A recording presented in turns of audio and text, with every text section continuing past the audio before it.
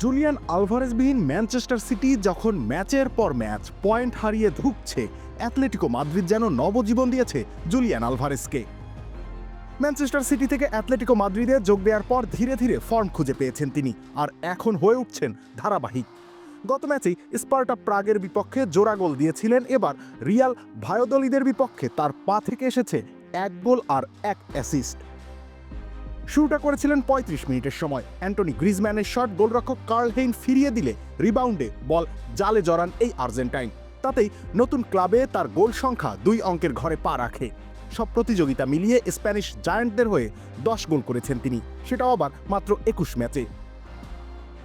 তবে এদিন গোল করেই থেমেছিলেন না এই তরুণ। গ্রিজম্যানের সঙ্গে আরও একবার জুটি গড়েছেন তিনি। ফরাসি তারকা প্রথমে তার দিকে বল ঠেলে দিলে তিনি ওয়ান টাচ পাসেই খুঁজে নেন সতীর্থকে। বাকি কাজ সহজেই করেছেন গ্রিজম্যান। লেবুর সুঘ্রাণ আরো বেশি, ত্বকের যত্ন আরো বেশি, চলে আরো বেশি। আপনার পকেটে কি বিদেশি না বাংলাদেশি? গোল অ্যাসিস্ট বাদ দিলেও আলভারেজের প্রশংসা করতে বাধ্য হবেন আপনি। যে ইচ্ছে আর উদ্দেশ্য নিয়ে জার্সি বদলেছেন তিনি, সেই ইচ্ছে আর লক্ষ্য পূরণ করতে খুব বেশি সময় লাগেনি।